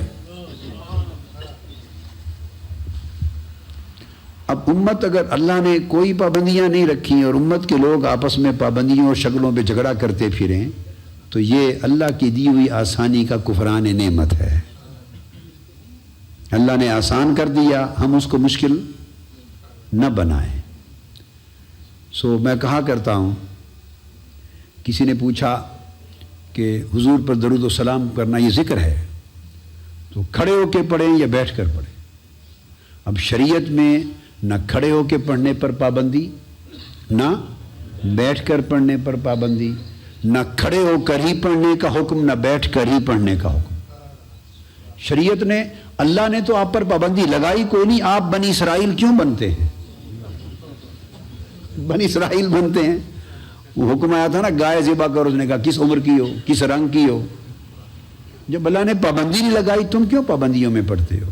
اس نے حبیب کو رحمت بنایا، ذکر کو بھی سارا رحمت کر دیا، آسان کر دیا۔ تو پھر طریقہ میں کہتا ہوں کہ کسی ایسی مجلس میں جاؤ جہاں لوگ بیٹھ کر پڑھنے کو پسند کرتے ہیں اور کھڑے ہونے کر پڑھنا ان کا رواج نہیں، وہاں بیٹھ کر پڑھنا بہتر ہے۔ ایسی مجلس میں بیٹھے ہو جہاں آپ تو بے شک کھڑے ہو کے نہیں پڑھتے مگر اس مجلس کے لوگ بیٹھ کر پڑھنا پسند کرتے ہیں، وہاں آداب مجلس ہی سمجھ لو، وہاں کھڑے ہو کر پڑھنا لازم ہے۔ آپ سمجھ گئے نا؟ یہ امت کے اندر یہ جو اتحاد کی شکل ہے وہ اسی طرح نکلتی ہیں، اتحاد کی شکلیں اسی طرح، امت میں اکٹھے ہونے کی شکلیں اسی طرح نکلتی ہیں۔ علمی تحقیقات، علمی تشریحات اپنی الگ الگ ہوتی ہیں، پھر راستے نکال کے اکٹھے چلنے کا طریقہ بناتے ہیں۔ تو حضور علیہ السلام کے ذکر کی بے شمار صورتوں میں ایک صورت یہ بھی ہے کہ کثرت سے حضور کی نعت پڑھی جائے، صلی اللہ علیہ وسلم، آقا علیہ السلام کی نعت پڑھی جائے۔ وہ عربی میں ہو وہ بھی نعت ہے، اردو پنجابی سرائکی میں ہو وہ بھی نعت ہے، نثر میں ہو وہ بھی نعت ہے، نظم میں ہو وہ بھی نعت۔ حضور کی تعریفیں کی جائیں، شانیں بیان کی جائیں۔ وہ جو نعت پاک ہے صلی اللہ علیہ وآلہ وسلم، یہ نعت پڑھنا اور نعت خوان ہونا یہ بھی سنت ہے۔ بس یہ نکتہ تھا جو میں نے کہا بتا دوں۔ آقا علیہ الصلوۃ والسلام کے صحابہ میں یہ لوگوں کو عام طور پہ معلوم نہیں، لوگوں نے تو ایک آدھ نعت خوان صحابی کا، دو کا، تین کا نام سن رکھا ہے بس۔ 35 صحابہ حضور علیہ السلام کے نعت خوان تھے۔ کتنے؟ میں نے ان کی میں نے کتاب عربی میں دلائل البرکات شریف مرتب کی ہے، دلائل الخیرات کی طرز پر عربی میں حضور کے درود اور سلام ہیں، اس کا کوئی 70% حصہ قصیدہ بردہ کی شرح کی طرح منظوم ہے، 30% نثر میں ہے، اوراد وظائف ہیں یومیہ۔ تو میں نے اس کے اندر اور پھر کسی اور کتاب میں بھی ابھی ریسنٹلی مکمل کیا تو آ جائے گا، تو پوری فہرست دی میں نے۔ 35 صحابہ کرام حضور کے نعت خوان تھے، اور نہ صرف نعت خوان تھے تو گویا یہ نعت کونسل ہی بن گئی نا۔ صحابہ کرام کی بھی ایک نعت کونسل تھی، نام تو نہیں تھے اس طرح کے، 35 صحابہ نعت خوان تھے۔ اور آقا علیہ السلام پھر اپنی نعت کی مجلسیں منعقد کرتے، خود بیٹھتے اور صحابہ اجازت لے کے نعت پڑھتے۔ کبھی جہاد پر جاتے تب پڑھتے، سفر پہ جاتے تب پڑھتے، کبھی چلتے پڑھتے، کبھی بیٹھے پڑھتے۔ تو حدیث پاک میں آتا ہے جس کو امام ترمذی نے بھی روایت کیا شمائل ترمذی میں، اور امام ترمذی نے شمائل نبوت میں روایت کیا، اور اسی طرح امام نسائی نے روایت کیا، امام بزار نے روایت کیا حضرت انس بن مالک رضی اللہ تعالی عنہ سے۔ وہ روایت کرتے ہیں کہ حضور علیہ الصلوۃ والسلام جب اپنا عمرہ قضا ادا کرنے کے لیے مکہ میں داخل ہوئے، جو واپس پلٹ گئے تھے، پھر عمرہ رہ گیا تھا، دوبارہ ادا فرمایا آپ نے اس قضاء عمرہ کے لیے۔ جب مکہ معظمہ میں داخل ہوئے تو صحابہ کرام کا ایک ہجوم ساتھ تھا، تو حضرت انس رضی اللہ عنہ فرماتے ہیں کہ جب شامل ہوئے تو حضور کے ایک نعت خوان صحابی ہے حضرت عبداللہ بن رواحہ ابن رواحہ، عرض کیا یا رسول اللہ اجازت ہو تو آپ کی نعت پڑھوں۔ اب اتنی کتب حدیث میں حضور علیہ السلام نے فرمایا پڑھو، تو حدیث میں یہ آتا ہے کہ وہ آگے آگے چل رہے تھے، چلتے ہوئے ایک وفد تھا، ایک صحابہ کا جلوس تھا عظیم، ایک اجتماع تھا، چل رہے تھے، اور ابن رواحہ آگے آگے چلتے بآواز بلند حضور کی نعت پڑھتے جا رہے تھے۔ پھر خانہ کعبہ کے حرم میں جب حضور علیہ السلام داخل ہوئے تو اسی نعت خوانی کے ساتھ داخل ہوئے حرم کعبہ میں۔ جب بآواز بلند داخل ہوئے تو سیدنا عمر فاروق رضی اللہ تعالیٰ عنہ نے کہا عبداللہ بن رواحہ، اللہ کا گھر حرم ہے اور حضور سامنے ہیں اور تم اونچی آواز سے شعر پڑھ رہے ہو۔ یہ عبداللہ بن عمر حضرت عمر فاروق رضی اللہ عنہ کے ذہن میں خیال آیا، ان سے کہا حرم کعبہ اور حضور کی ذات پاک سامنے اب اونچی آواز سے شعر پڑھ کے داخل ہو رہے ہو۔ تو حضور علیہ السلام نے فرمایا عمر نہیں، روک دیا، فرمایا عمر نہیں، ان کو شعر نہ کہو، یہ جو پڑھ رہا ہے اس سے کافروں کے دل میں تیر لگ رہے، پڑھنے دو، پڑھنے دو، کافروں کے دل میں تیر چبھ رہے۔ یہ آقا علیہ السلام کے کلمات ہیں۔ یہ پہلی حدیث بتانا چاہتا تھا۔ دوسری حدیث یہ بھی مشکات شریف میں حضرت کعب بن مالک رضی اللہ تعالیٰ عنہ سے مروی، انہوں نے عرض کیا یا رسول اللہ، جب حضور علیہ السلام کی زبان اقدس سے نعتی اشعار تھے، نعت تھی، جب اس کی تعریف سنی، اور نظم تھی، شعر تھے، نعت کی تعریف سنی، تو حضرت کعب بن مالک نے عرض کیا یا رسول اللہ، کیا قرآن مجید میں شعر کے بارے میں مذمت نہیں آئی کہ یہ شاعر لوگ مبالغہ آرائیاں کرتے ہیں، مبالغے کرتے ہیں، تو کیا قرآن مجید میں اس کی مذمت نہیں آئی؟ انہوں نے سوال کیا حضرت کعب بن مالک رضی اللہ عنہ۔ حضور علیہ السلام نے فرمایا، اور یہ امام بغوی نے شرح السنہ میں روایت کیا، امام ابن عبد البر نے الاستیاب میں روایت کیا، صاحب مشکات نے مشکات المصابیح میں، امام تبریزی نے روایت کیا۔ حضور علیہ السلام نے فرمایا اس کے جواب میں، اشارہ اس امر کی طرف تھا کہ یہ غیر مومنوں اور غیر متقیوں کے لیے بات ہوگی، اشارہ تھا۔ آقا علیہ السلام نے فرمایا ان المؤمن یجاہد بسیفہ ولسانہ، یہ جو نعت پڑھ رہا ہے میری اور شعروں کی شکل میں نعتی اشعار پڑھ رہا ہے، فرمایا مومن دو طرح کا جہاد کرتا ہے، ایک تلوار سے کرتا ہے، ایک اپنی زبان سے کرتا ہے۔ میری نعت پڑھنا زبان کا جہاد ہے، صلی اللہ علیہ وسلم، میری نعت پڑھنا زبان کا جہاد ہے، آقا علیہ السلام نے فرمایا۔ تیسری معروف حدیث حضرت کعب بن زہیر کے حوالے سے بیان کرنا چاہتا ہوں۔ امام قسطلانی نے المواہب اللدنیہ میں روایت کی، اور امام زرقانی نے اس کی شرح میں، اور بہت ساری دیگر کتب میں محدثین نے کثرت کے ساتھ اس کو لیا ہے۔ اور قصیدہ لامیہ ہے جو کعب بن زہیر نے لکھا، 200 سے زائد اشعار کی نعت لکھی تھی۔ حضور کے صحابی نے ایک نعت لکھی تھی، کتنے اشعار؟ 200 سے، قصیدہ نعتیہ تھا، 200 سے زائد اشعار۔ تو یہ جب مسلمان ہونے کے ارادے سے، توبہ کرنے مسلمان ہونے کے ارادے سے آئے، پہلے مسلمان نہ تھے تو مدینہ حاضر ہوئے، حج کرتے تھے یہ لوگ پہلے، شاعر جو تھے، تو جب داخل ہوئے آقا علیہ السلام کی بارگاہ میں، عرض کی یا رسول اللہ، کعب بن زہیر تائب ہو کر مسلمان ہونے کے لیے حضور کی بارگاہ میں آیا ہے۔ فرمایا آنے دو۔ بیٹھ گئے آقا کی بارگاہ میں، ہاتھ میں ہاتھ دیا بیعت کرنے کے لیے، قبول اسلام کے لیے۔ عرض کی یا رسول اللہ، میں کعب بن زہیر ہوں۔ بتانا مقصود تھا میں وہی ہوں جو حضور کے خلاف لکھا کرتا تھا آقا میں کعب بن زہیر ہوں، غلام ہونے آیا ہوں. آقا نے فرمایا میں محمد رسول اللہ صلی اللہ علیہ وسلم. کلمہ پڑھا، مسلمان ہو گئے. عرض کیا یا رسول اللہ قصیدہ لکھ کے لایا ہوں. ہائے ہائے، اجازت ہو تو سناؤں؟ فرمایا سناؤ. تو حضور نے صحابہ کی مجلس میں 200 اشعار کا پورا قصیدہ نعتیہ سنا.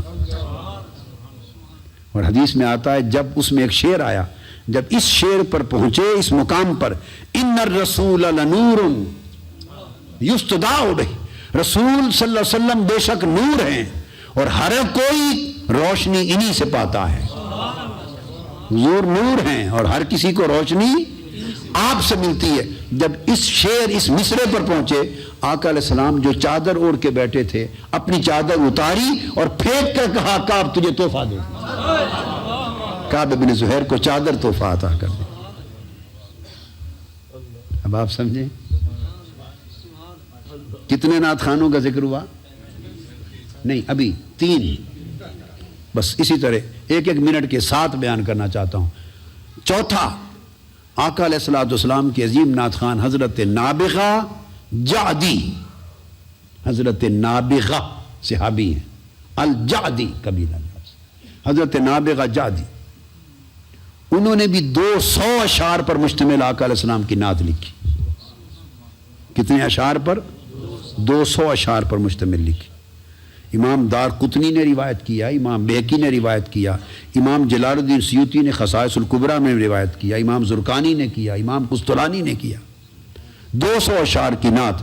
صحابہ کرام کا اجتماع ہے، آقا کی صدارت ہے اور نعت خان نعت پڑھ رہا ہے. یہ حضور کی کیا شکلیں تھیں؟ بتانا یہ چاہتا ہوں کہ شعر کی کوئی تعریف نہیں آئی تھی قرآن مجید میں، کوئی تعریف خاص نہیں آئی تھی. یہ خاص نقطہ ذہن میں رکھ لیں شعر کی. مگر حدیث میں تعریف آئی ہے. ان فی الشعر لحکمہ، فرمایا شعر میں حکمت ہوتی ہے. فرمایا شعر میں شیریں بیانی اور اثر زود اثری ہوتی ہے. اب یہ جو 2 چیزوں کو تطبیق کریں کہ قرآن کہہ رہا ہے یہ مبالغہ کرتے ہیں شاعر لوگ، حضور کہہ رہے ہیں شعر میں حکمت ہوتی ہے. کہ اللہ کا رسول اللہ کی بات کے خلاف کر سکتا ہے؟ نہیں کر سکتا. تو پھر کیا بات تھی؟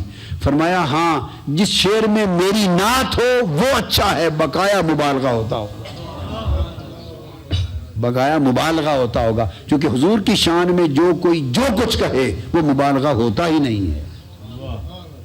حضور کی شان میں جو شخص جو کچھ کہے وہ مبالغہ نہیں ہوتا، بشرطے کہ اللہ نہ کہے، بشرطے کہ خدا نہ بنائے، خدا نہ بنائے. باقی جو کچھ کہے، امام بصیری نے بھی یہی فرمایا، وہ مبالغہ ہوتا ہی نہیں، وہ سب حضور کی شان کے اندر ہے. تو 200 اشعار پر مشتمل نعت یا قصیدہ نعت حضرت نابغہ جعدی نے آقا علیہ السلام کی بارگاہ میں پڑھی.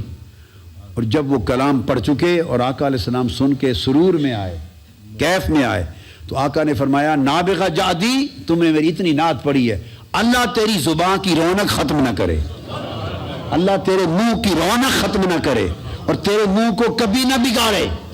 تیرے منہ کو، یہ دعا دی آقا علیہ السلام نے. ایک عرب زبان کا ایک محاورے کے کلمات تھے، اللہ تیرا منہ نہ بگاڑے اور تیرے منہ کی رونق کبھی ختم نہ کرے. یہ دعا کر دی.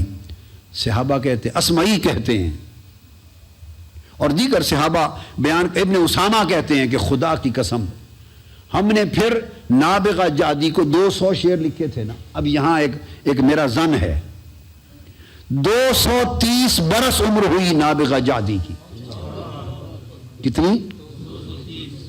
اسمعی کہتے ہیں 230 برس کی عمر میں وفات ہوئی. ابن قتیبہ روایت کرتے ہیں 220 برس کی عمر میں اصبہان میں وفات ہوئی. تو 230 برس عمر ہوئی. اب اس کے علاوہ آگے محدثین نے کچھ اس پر بیان نہیں کیا. ایک میرا گمان آیا ہے، ایک علمی گمان ہے جو میں نے اخذ کیا ہے.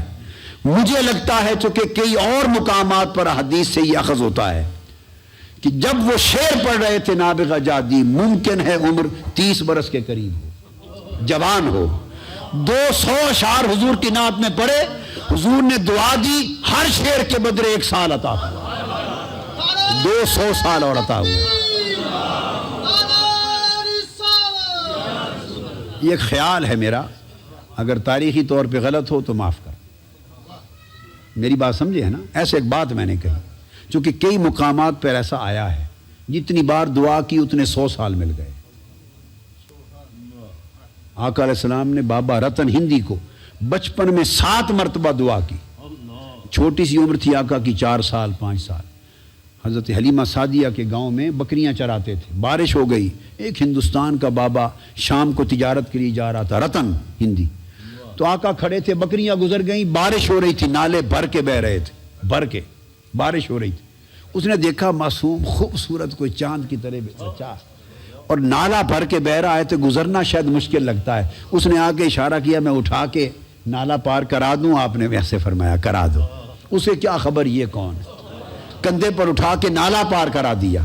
رتن ہندی کہتے ہیں مجھے تو زبان کی سمجھ نہیں آتی تھی، اتارا اور 7 مرتبہ میری عمر کا کچھ کہتے رہے، اور فرمایا اللہ تیری عمر دراز کرے، عمر دراز کرے۔ اس نے کہا 7 مرتبہ سنا، میری عمر کی دعا کی، 700 سال عمر ہوئی۔ کتنی؟ 700 سال عمر ہوئی۔ تو میں نے ایسے کئی واقعات ہیں اس سے احادیث سے، اس سے اخذ کر کے کہا کہ شاید ایسا ہوگا کہ 30 سال کا جوان ہوگا، نابغہ جعدی، حضور کی نعت پڑھی، 200 شعروں کی 200 سال عطا کر دیے۔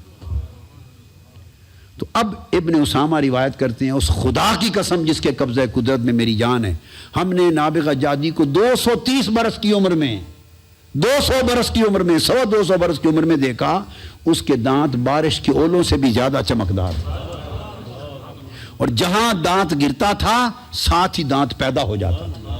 اس کے منہ کے دانت کبھی نہیں گرے، بدلتے رہتے تھے، اسی وقت بدل جاتے تھے، کیونکہ حضور نے فرما دیا تھا اپنی نعت پر خوش ہو کر کے خدا تیرے منہ کی رونق قائم رکھے۔ تو آقا کو اپنے ذکر سے، اپنی نعت سے اتنی خوشی ہوتی ہے، تو جب آقا کو اتنی خوشی ہوتی ہے تو پھر اندازہ کر لیں اس مالک کو کتنی خوشی ہوتی ہوگی جو خود صبح و شام حضور کا ذکر کرتا ہے اور ذکر بولا، اس کی خوشی کا عالم کیا ہوگا۔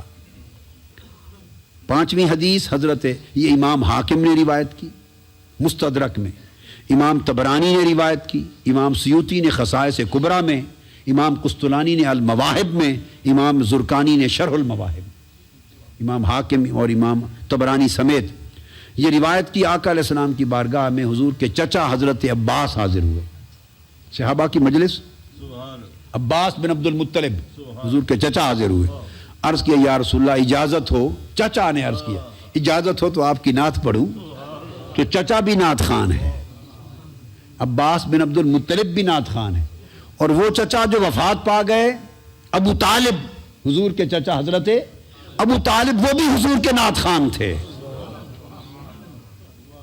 حضرت ابو طالب کا دیوان ہے، آدھا دیوان حضور کی نعتوں سے بھرا ہوا ہے، آدھا دیوان سعودی عرب میں چھپا ہے، میں وہاں سے خرید کے لایا تھا، بطور خاص یہ بات کہی ہے میں نے، سعودی عرب میں چھپا ہے، اور وہیں مکہ معظمہ، مدینہ طیبہ، جدہ سے کئی نسخے خرید کے لایا تھا، اور ہر صفحے پر حضرت ابو طالب کی نعتیں ہیں حضور کی شان، جس کو دیکھو نعت خان مصطفیٰ ہے صلی اللہ علیہ وسلم۔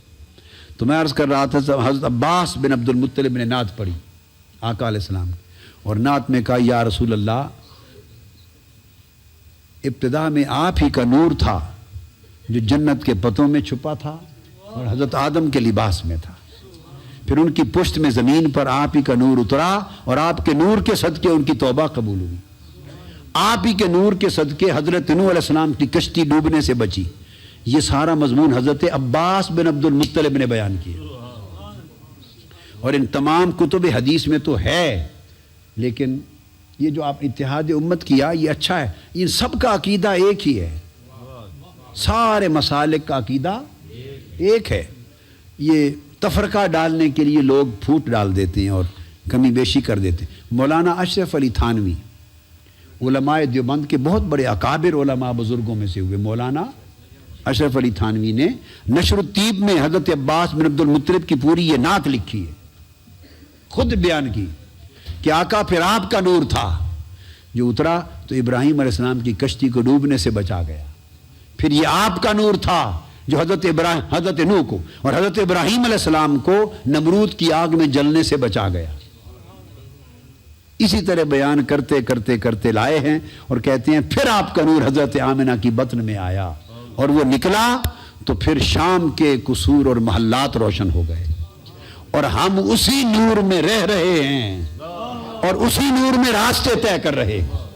یہ حضرت عباس کے کلمات رضی اللہ تعالیٰ عنہ۔ تو آقا علیہ السلام کی بارگاہ میں اس طرح کھڑے ہو کے نعتیں پڑھتے، اس طرح کھڑے ہو کر، اور پھر حضرت حسان بن ثابت چھٹے نعت خان، بس میں نے کہا صرف 7 ذکر کروں گا حدیث ہے، 7 چھٹی حدیث، حسان بن ثابت جو معروف نعت خان، وہ تو پھر بخاری شریف میں بھی ہے، مسلم میں ہے، بہت ساری کتب میں ہے، ہر کتاب بھری پڑی۔ آقا علیہ السلام ان کے لیے ممبر بچھاتے، یہ ذکر مصطفیٰ کی صورت تھی، اور جو کرتے ہیں یہ آقا کی پسندیدہ مرغوب محبوب اور مسنون طریقہ تھا۔ اپنا ذکر نعتوں کی شکل میں سنتے صلی اللہ علیہ وسلم۔ کیوں سنتے؟ خود حاجت نہ تھی، نہ معاذ اللہ خود پسندی تھی۔ آپ کہتے تھے فلا ولا فخر، مجھے کوئی خود پسندی نہیں۔ کیوں سنتے؟ تاکہ میری نعت سننا میری امت کے لیے میری سنت بن جائے اور لوگ نعت کی شکل میں میرا ذکر کرتے رہیں، ذکر کرتے رہیں۔ تو پھر حضرت حسان بن ثابت کے لیے ممبر بچھایا، فرمایا حسان یہ ممبر ہے، میری نعت پڑھ۔ حضرت حسان بن ثابت نے نعت پڑھی، اور جب نعت ختم کی آقا علیہ السلام نے دعا دی، فرمایا حسان تو نے میری نعت کے صدقے سے خود شفا پائی اور سب بیمار دلوں کو شفا دے دی۔ خود شفا پائی، شفا پائی، اور سب بیماروں کو، تو حضور کی نعت سے شفا بھی ملتی ہے۔ کوئی بیمار ہو تو گھر میں محفل نعت مصطفیٰ کرایا کرے، پھر اس کے صدقے سے قصیدہ بردہ شریف پڑھا کرے، اس کے صدقے سے پھر دعا اللہ کی بارگاہ میں کیا کرے، اللہ شفا دیتا ہے۔ تو میں یہ عرض کر رہا تھا، پھر آپ آقا علیہ السلام نے ہاتھ اٹھا دیے اور عرض کیا باری تعالیٰ ایدہ اللہ بروح القدس، باری تعالیٰ حسان بن ثابت جس وقت تک میری نعت پڑھتا رہے تو اس کے پیچھے جبرائیل امین کو کھڑا کیا کر، یہ میری نعت پڑھے، جبرائیل اس کی تائید کرتا رہا کرے، پشت پناہی کرے، یہ عالم تھا۔ اور ایک یہاں آخری حدیث بڑی لطیف، بڑی نازک اور بڑی دقیق، بڑی نازک بیان کر دوں، شاید کم موقع ہو، آپ کو کم موقع ملا ہوگا اس کے سننے کا، وہ بھی حضرت حسان بن ثابت کے لیے 7ویں حدیث اور صحیح مسلم کی ہے۔ کہاں کی؟ حضرت حسان بن ثابت تازہ مسلمان ہوئے تھے، کیا تازہ مسلمان ہوئے تھے جب ایک سفر کے دوران بعض منافقوں نے ام المومنین حضرت عائشہ صدیقہ رضی اللہ تعالیٰ عنہ پر تہمت لگا دی، جس کی برات میں اور آپ کی صفائی میں، ڈیفنس میں اللہ پاک نے سورہ نور نازل کی تھی۔ بات وہ جب تہمت لگائی اور اس کو اچھالا پھیلایا اور آقا علیہ السلام کو تکلیف پہنچی، وہ منافقوں نے کام کیا، اس میں نئے جو مسلمان ہوئے تھے، آواز تھوڑی زیادہ کر دیں، تھوڑی سی، جو تازہ مسلمان ہوئے تھے اور ابھی آقا کی صحبت نصیب نہیں ہوئی تھی، آقا کا قرب تربیت میں پختگی نہیں آئی تھی، تو کئی نئے لوگ بھی اس تہمت کا وہ طوفان اٹھا کہ وہ اس میں بہہ گئے، اس طوفان تہمت کی زد میں آ گئے۔ کئی کچے، ابھی ابتدائی ایمان کی حالت والے لوگ، کچے لوگ، ان ابتدائی کچے لوگوں میں اس طوفان تہمت کی زد میں آنے والے اور زد میں آ کے پھر اس تہمت کو اچھالنے والوں میں حسان بن ثابت بھی تھے۔ حسان بن ثابت بھی ان میں سے تھے، یہ بھی شکار ہو گئے تھے اس کانسپیریسی کا، سازش کا۔ اور حضرت عائشہ صدیقہ رضی اللہ تعالی عنہا کو پھر عمر بھر ذاتی طور پہ ان کا بڑا قلق رہا، صاف ظاہر قلق رہنا ہی تھا، دل پہ بڑا دکھ رہا کہ حسان بن ثابت بھی ان میں شامل ہوا تھا۔ گزر گئی آخر زمانے وقت تک، حدیث پاک میں آتا ہے جو حضرت حسان بن ثابت کو حضرت ام المومنین عائشہ صدیقہ رضی اللہ تعالیٰ عنہ کے سامنے اس واقعے کے حوالے سے کہ وہ بھی اس میں شامل ہو گیا تھا، اس کا ذکر کر کے ان کے خلاف کوئی کلمہ کوئی لفظ بولنے لگتا، حضرت عائشہ صدیقہ ان کو وہی روک دیتی، خبردار حسان بن ثابت کے خلاف کوئی بات نہ کہو، کیا کوئی بات نہ کہو۔ وہ کہتی ام المومنین انہوں نے یہ کیا تھا، فرمایا وہ سارا مجھے پتا، اسی کا مجھے دکھ ہے، مگر تم نے یہ نہیں سنا میں نے اس کو حسان بن ثابت کے خلاف کوئی کلمہ سننے کو تیار نہیں، چونکہ اگر وہ کچھ کیا تھا تو یہ وہ حسان ہے جس نے میرے محبوب نبی کی شان میں یہ کہا ہے فَإِنَّ أَبِي وَوَالِدَتِي وَإِرْضِي فَإِنَّ أَبِي وَوَالِدَتِي وَإِرْضِي لِإِرْضِ مُحَمَّدٍ مِّنْكُمْ وِقَاءُ۔ اس نے میرے محبوب کی شان میں نعتیں جتنی کہی ہیں، جو میرے محبوب کا نعت خوان ہو اس نے میرے بارے میں جو بھی کہا ہو میں ایک کلمہ اس کے خلاف نہیں سن سکتا۔ فَإِنَّ أَبِي وَوَالِدَتِي وَعِرْضِي، یہ حسان بن ثابت کا کلام ہے نعت میں۔ فَإِنَّ أَبِي وَوَالِدَتِي وَعِرْضِي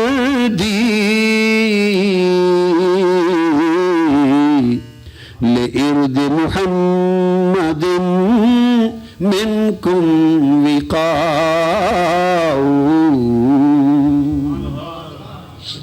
لِإِرْضِ مُحَمَّدٍ مِّنْكُمْ وِقَاءُ۔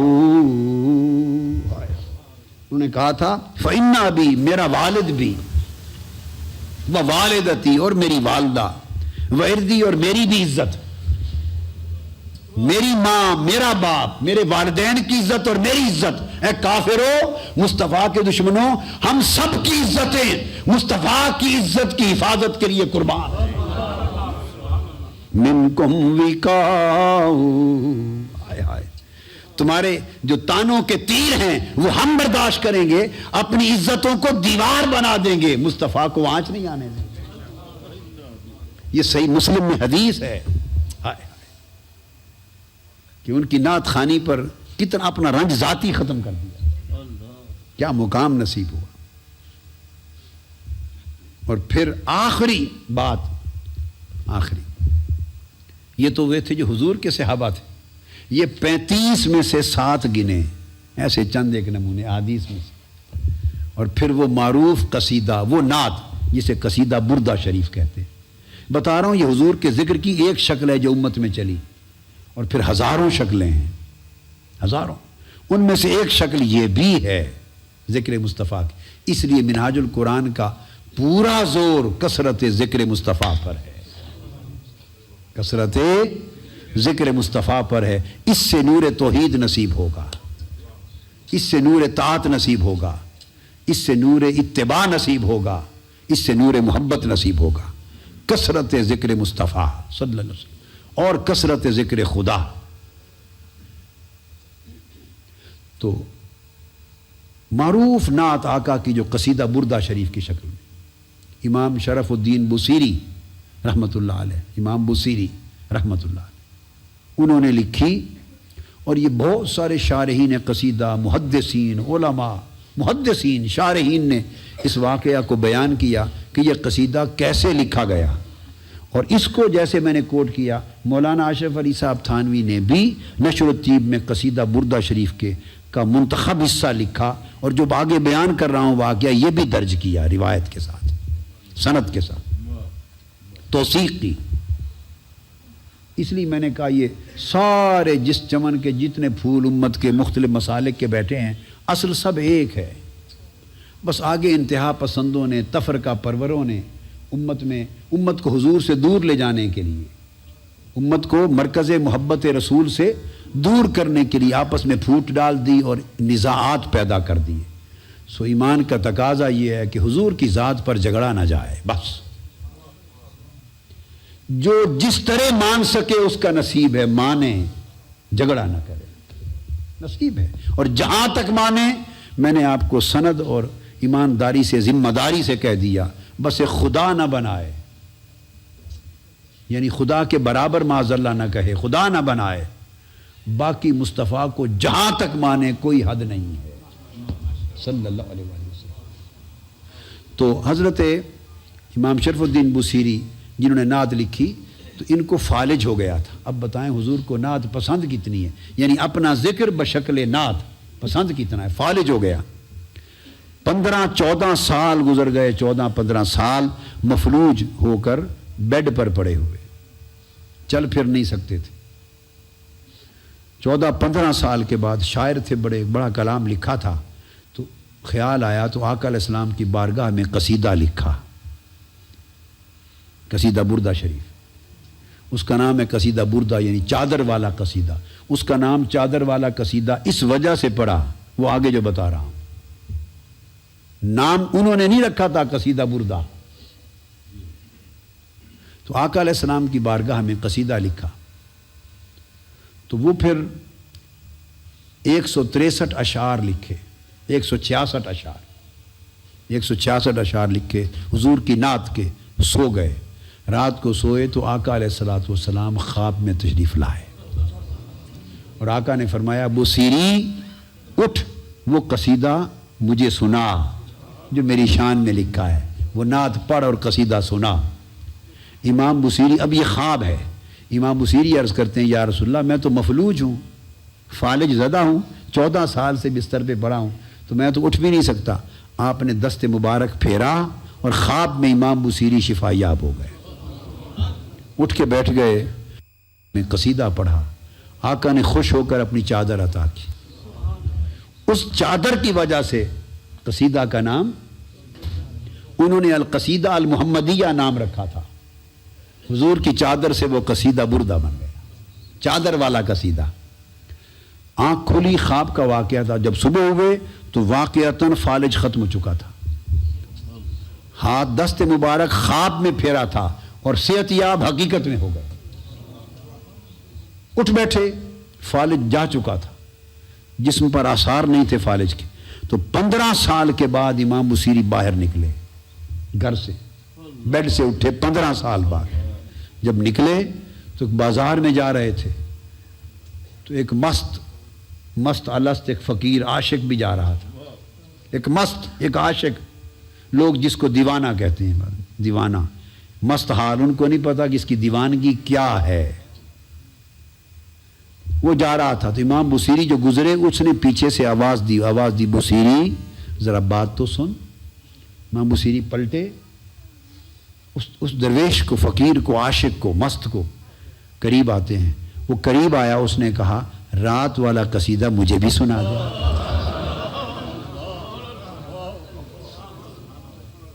امام بصیری نے کہا میں نے تو بتایا ہی نہیں، کسی کو بتایا ہی نہیں، رات کی بات ہے، آپ کو کیسے پتہ چل گیا؟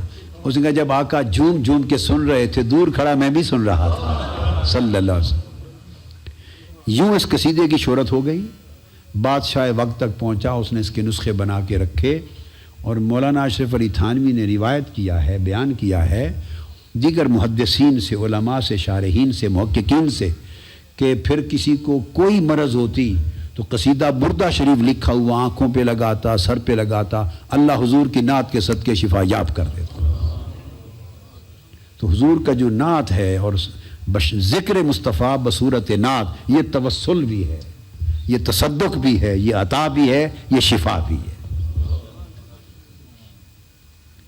بس اب آقا علیہ السلام کے ذکر اور محبت کو اپنے مرکز اتحاد بنا لیں، مرکز ایمان بنا لیں، مل جل کے رہنے اور ایمان کو تر و تازہ رکھنے کی بنیاد بنا لیں، مگر اس کے ساتھ حضرت ربیعہ بن کعب کی بات کو یاد رکھیں، جو آخری اب پیغام دے رہا ہوں، ختم کرتے ہوئے پیغام، صحیح مسلم میں حدیث ہے، صحیح مسلم میں حدیث ہے صحیح، حضرت ربیعہ بن کعب رضی اللہ تعالیٰ عنہ روایت کرتے ہیں، فرماتے ہیں آقا علیہ السلام کی بارگاہ میں رات رہتا، حضور کی نوکری کرتا تھا، لوٹا بھر دینا، مصلی بچھا دینا، ضرورت ہونی پانی تو پانی پیش کر دینا، آقا علیہ السلام کی رات کو چاکری کرتا تھا، خدمت کرتا تھا۔ حضرت ربیعہ بن کعب رضی اللہ تعالیٰ عنہ فرماتے ہیں ایک رات آقا علیہ السلام میری خدمت پر، نوکری پر خوش ہو گئے اور مجھ سے فرمایا یا ربیعہ سل، اور مسلم شریف ہی کی ایک سند سے دوسرے طریق سے ارشاد فرمایا، اس میں الفاظ آتے ہیں، فرمایا سلنی، مجھ سے مانگ لے آج جو مانگنا، فرمایا مانگ لے جو مانگنا ہے۔ حضرت ربیعہ بن کعب نے عرض کیا یا رسول اللہ انی اسألک مرافقتک فی الجنہ، آقا میں آپ سے جنت میں بھی یہی چاکری مانگتا ہوں، جیسے یہاں جوڑے سیدھے کرتا رہتا ہوں آقا، رات کو جاگتا ہوں، حضور کی نوکری کرتا ہوں، یہ نوکری ختم نہ ہو، ریٹائرمنٹ نہ ہو جائے، جنت میں بھی یہ نوکری قائم رہے، حضور کی بارگاہ میں رہوں، خدمت میں خدمت کرتا رہوں۔ آقا نے فرمایا اوا غیر ذالک، ربیہ یہ مل گئی، جنت اور نوکری مل گئی، اوا غیر ذالک اور بھی کچھ مانگنا ہے مانگ لے۔ عرض کیا ہوا ذاک یا رسول اللہ، حضور یہی کافی ہے۔ پھر فرمایا اوا غیر ذالک اور مانگ لے، فرمایا ہوا ذاک یا رسول اللہ یہی کافی ہے۔ پھر تیسری بار فرمایا اوا غیر ذالک اور بھی کچھ مانگ لے۔ انہوں نے ہاتھ جوڑے عرض کیا یا رسول اللہ سب کچھ خدا سے مانگ لیا، تجھ کو مانگ کر اٹھتے نہیں ہیں ہاتھ میرے اس دعا کے بعد۔ آپ مل گئے، آپ کی نوکری مل گئی تو حضور باقی کیا رہ گیا؟ تو فرمایا اچھا تمہیں عطا ہو گئی یہ نوکری، اس خدمت کے صلے میں حضور کی مرافقت نصیب ہو گئی، مگر کیا کرنا؟ وہ میرا میسج تھا، فَإِنِّي عَلَى نَفْسِكَ بِكَثْرَةِ السُّجُودِ، تیری راتوں کی خدمت اور محبت کے صلے میں، محبت رسول کے صلے میں، جنت میں تمہیں جنت اور جنت میں اپنی نوکری یہ تو عطا کر دی، ایک میری مدد بھی کر۔ فرمایا میں نے تو تمہیں عطا کر دی، جو مانگا دے دیا، اب ایک میری مدد بھی کر، وہ یہ کہ میں نے عطا کر دی، اب میری عطا کی لاج رکھنا، میری عطا کی لاج رکھنا، اور وہ یوں کہ کثرت سے سجدے کیے کرنا، یہ میری مدد ہوگی، تاکہ جہاں تجھے پہنچا دیا ہے اس کے قابل بھی خود کو بنا، اس کے قابل بھی بنا۔ تو مضمون تھا محبت رسول، یعنی ذکر مصطفیٰ، کیا تھا؟ محبت میں ذکر مصطفیٰ، یہ مضمون تھا، اور پیغام ہوا کثرت سجود، کثرت سے عبادت اور کثرت سے سجدے۔ تو حضور کی اس محبت اور اس ذکر کی لاج رکھنی ہے اور آقا کی آخرت میں قربت پانی ہے، تو کثرت سے نماز کو پڑھنا، کثرت سے عبادت کرنا اور کثرت سے مولا کے حضور سجدہ ریزیاں کرنا، اس کو اپنے اوپر واجب کر لو، اپنے اوپر قائم کر لو، نماز کو قائم کر لو، سجدوں کو قائم کر لو۔ اور میں آپ کو دیکھیے ایک لطیف بات، انہوں نے حضور کی قربت مانگی تھی نا، کیا مانگا؟ حضور کی قربت، تو فرمایا میری قربت تجھے مل گئی، سجدے کرنا۔ اللہ سے مانگا کہ باری تعالیٰ تیری قربت چاہتے ہیں، قرآن میں آیت نہیں پڑھوں گا، آیت سجدہ ہے، پھر آپ ایسے تو عرض کیا باری تعالیٰ تیری قربت کیسے ملے؟ سمجھ آ گئی کہ حضور کی قربت کے لیے تو سجدہ لازم ہو گیا، کہ اللہ کی بارگاہ میں سجدے کرو تاکہ قربت آقا کی مل سکے۔ تو تیری قربت کیسے؟ فرمایا میری قربت کے لیے بھی سجدے کرو، قریب کر لوں گا، سجدے کرو۔ تو دوستان محترم، سجدوں سے اللہ کی جو قربت ملتی ہے وہ کسی اور شے سے نہیں ملتی، سجدوں سے قربت ملتی ہے اور سجدوں سے لذت ملتی ہے۔ کیا بولیے؟ سجدوں سے قربت ملتی ہے، سجدوں سے لذت ملتی ہے۔ سجدے مناجات ہیں، سجدے حلاوت مناجات ہیں۔ کیا؟ بلکہ میں یوں کہہ دوں بات ختم کرتے ہوئے تو ایمانداری کی بات، یہ کیفیت ہے، قیام مناجات ہے، راتوں کا قیام مناجات، اللہ کی حمد و ثنا کرنا، اللہ کی حمد و ثنا کرنا، باتیں کرنا، اللہ کی تسبیح کرنا، قیام مناجات ہے، سجدہ ملاقات ہے۔ ہائے ہائے،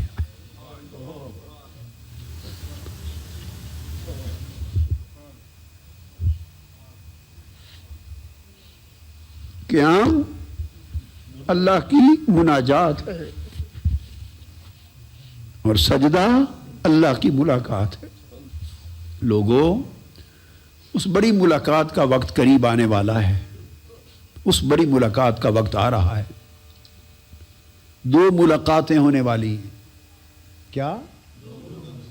ایک قبر میں لیٹتے وقت پہلی شام، ایک قبر میں لیٹتے ہی پہلی شام ایک ملاقات ہونے والی ہے، وہ مصطفیٰ کی ملاقات، اور ایک قبر سے اٹھتے ہی پہلی صبح، ایک قبر کی شام میں ملاقات ہونے والی ہے مصطفیٰ سے صلی اللہ علیہ وسلم، اور ایک قبر سے اٹھتے قیامت کے دن ملاقات ہونے والی ہے وہ خدا سے۔ جو لوگ کثرت سے سجدے کریں گے، اللہ کے حضور قیام کریں گے، اللہ کے حضور سجدہ ریزی کریں گے، عبادت کریں گے، حضور سے محبت کریں گے، حضور کی اتباع کریں گے، حضور کے نغمے گائیں گے، ذکر کریں گے، بس ایسے لوگوں کے لیے حضور کی ملاقات ہوگی تو وہ بھی پردہ اٹھا دیں گے اور پہچان کرا لیں گے۔ اللہ کی ملاقات ہوگی تو وہ بھی پردہ اٹھا دیں گے۔ حکم ہوگا فرشتوں پردہ ہٹا دو، یہ میرا ذکر کرتے آئے ہیں، سجدے کرتے آئے ہیں، آج کا دن ان کی ملاقات کے لیے ہے، باقیوں کے حساب و کتاب کے لیے ہے، ان کی ملاقات کے لیے ان کا کوئی حساب و کتاب نہیں ہوگا۔ ہم لوگوں میں عمل کی، طاعت کی، عبادت کی، تقوی کی بڑی کمی آ گئی ہے۔ دنیا داری نے، دنیا پرستی نے ہمیں اللہ سے دور کر دیا ہے، اللہ کے رسول سے دور کر دیا ہے۔ ہمارے دلوں پر اس دنیا کی لعنت نے پہرے ڈال دیے، جکڑ لیا ہے۔ سجدوں کی لذت سے، عبادت کی لذت سے، طاعت کی لذت سے، حضور کی محبت کی لذت سے محروم ہو گئے۔ بس اپنی زندگیوں میں انقلاب اور تبدیلی لاؤ، تبدیلی لاؤ، تاکہ حضور کی بارگاہ میں، حضور کے سامنے بھی منہ دکھانے کے قابل ہو۔